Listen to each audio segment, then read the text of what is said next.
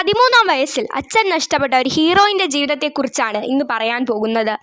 പ്രീതി സിന്ത ഇന്ത്യയിലെ ഒരു പ്രമുഖ നടി. അവർ അവരുടേതായിട്ടുള്ള ഒരു സാമ്രാജ്യം തന്നെ കെട്ടിപ്പൊക്കി. ഏകദേശം 180 കോടിയാണ് അവരുടെ ആസ്തി.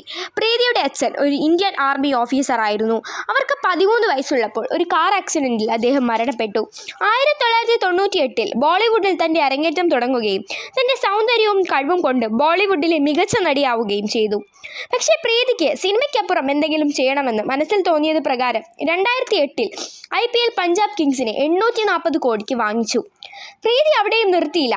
സ്വന്തമായി ഒരു PZNZ മീഡിയ എന്ന പ്രൊഡക്ഷൻ കമ്പനി തുടങ്ങി. മാത്രമല്ല, മുംബൈയിലും ഷിംലയിലും ലോസ് ഏഞ്ചൽസിലുമുള്ള റിയൽ എസ്റ്റേറ്റുകളിൽ ഇൻവെസ്റ്റ് ചെയ്തു.